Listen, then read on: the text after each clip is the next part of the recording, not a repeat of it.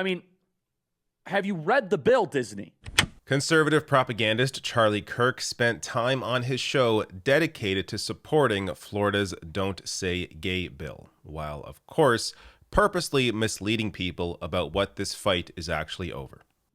Disney came out aggressively again, and they said, quote, Florida's HB 1557, also known as the Don't Say Gay bill, should never have passed and should never be signed into law. What is that, a threat, Disney? Maybe you're not as powerful as you think you are, you degenerates. Our goal as a company is for this law to be repealed by the legislature or struck down in the courts. Won't be. And we remain committed to supporting the national and state organizations working to achieve that. We are dedicated to standing up for the rights and safety of the LGBTQ plus members of the Disney family as the LGBTQ plus community in Florida and across the country. I mean, have you read the bill, Disney?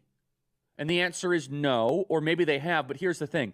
Is Disney and Bob Chapek, they're held hostage by their gay employees. It's just that simple. They are. They're in the creative world, and I'm not accusing them of this, just the way it is. They're in the arts and entertainment, and there's a disproportionate amount of gay people that work in that community. And so they're making a huge mess of it. And so Disney is pandering to their employees because they don't want more employee walkouts. They still need to keep their movie production on time. And they know, I mean, it would basically be like Remington, or it would be like any major ammunition manufacturer basically not coming out against an anti-gun bill. Again, I'm not saying there's anything wrong with it. It's the way it is. Disney has a lot of gay people that work for them. Now, for whatever reason, these gay people feel really motivated, the employees of Disney, that 6-year-olds need to learn about their incredibly graphic sexual activity. Why that's a concern? I don't know. It's creepy and it's weird. I don't know. You know what's creepy and weird? What's actually creepy and weird? That conservatives think every discussion about LGBTQ issues are automatically sexual by nature. There's more to gender identity, to same-sex relationships than having sex. Like the fact that they either don't know this or, in this case, clearly are just lying shows you how dishonest or stupid they are. I mean, Charlie Kirk he isn't a dumb guy. He does his homework. I've seen him in debates. He prepares. He is purposely misleading his audience because he knows they're stupid.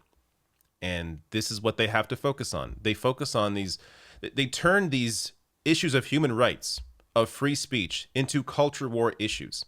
That's what they do to try and divide, because they can't talk about how their big donors want, even more tax cuts for the rich. They can't talk about how this healthcare system, this for-profit healthcare system is great because it sucks, and Medicare for all is clearly the way to go, but they're not going to support that. They can't talk about actual economic issues, how low wages are, how corporations are screwing over their employees. They won't talk about these things. So what they will talk about is that they will turn these issues of human rights into these and free speech into these cultural issues, these cultural divides, when otherwise there wouldn't be any discussion or divide or debate about it. It really is disgusting.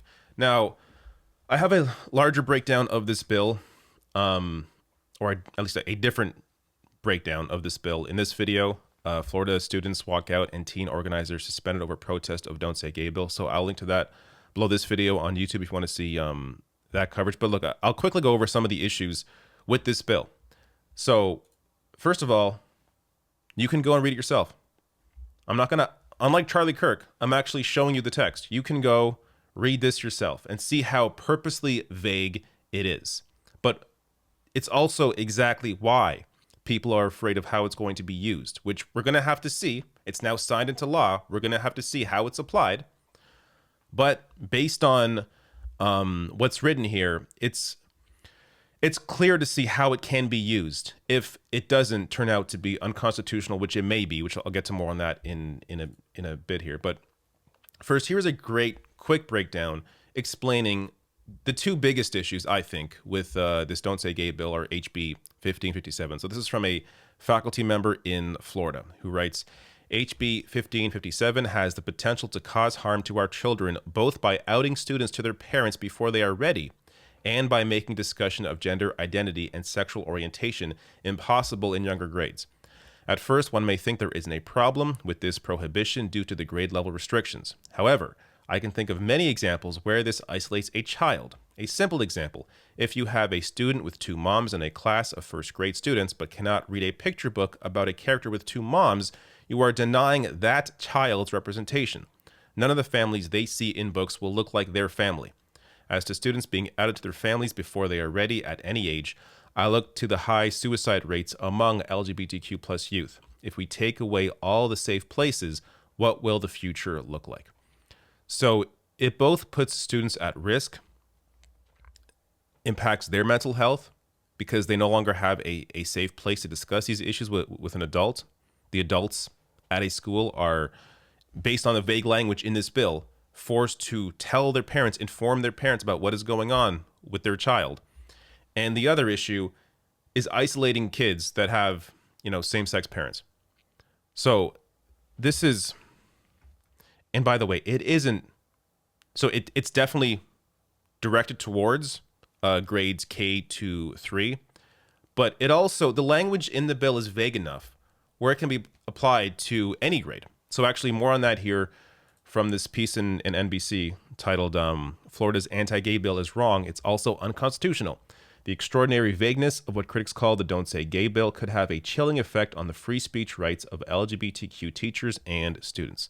So they go on to write here, one provision in the bill reads, classroom instruction by school personnel or third parties on sexual orientation or gender identity may not occur in kindergarten through grade 3 or in a manner that is not age appropriate or developmentally appropriate for students in accordance with the state standards. Parents may enforce this provision by suing the school district for injunctive relief, damages, and attorney fees. However, a moment's reflection reveals just how vague these prohibitions are. Nowhere does HB 1557 define its operative terms: instruction on sexual orientation, on gender identity, appropriate, or third parties. For example, if a teacher who happens to be gay mentions her wife by name when describing what she did with her family over the winter break, thereby expressing the fact that she's married to a woman, does that count as instructing students on sexual orientation? What if a teacher, gay or straight, assigns a math problem that mentions that Sally has two moms? For that matter, if a second grader with two dads draws a picture for her family and shares it with her classmates, does that constitute a third party providing their verboten instruction? A well-drafted law would define its terms carefully. Precisely because HB 1557 does not do so, it could be read to prohibit any of these activities. Yet the U.S. Constitution does not tolerate that degree of vagueness.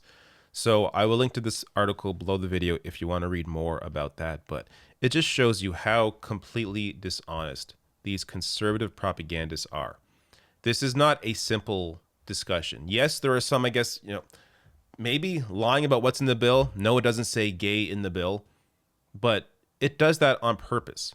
It's purposely vague so that it can be used in as wide a spectrum as possible to shut down any speech about these issues. The whole purpose here is to scare these schools into discussing anything, into allowing any acceptance at all of LGBTQ plus students. And on the other side of this as well, because it allows parents to sue the schools, you're also potentially faced with an issue here where these school districts are going to be bankrupt from these sorts of lawsuits. So there are many potential issues here. It's hard to know the actual impact until we see this in practice. So I'm also not pretending that, the worst of the worst is going to happen, but based on the vagueness of the law, all of what has been discussed here, what I showed you, is definitely possible. And of course, Charlie Kirk does not want to explore any of that.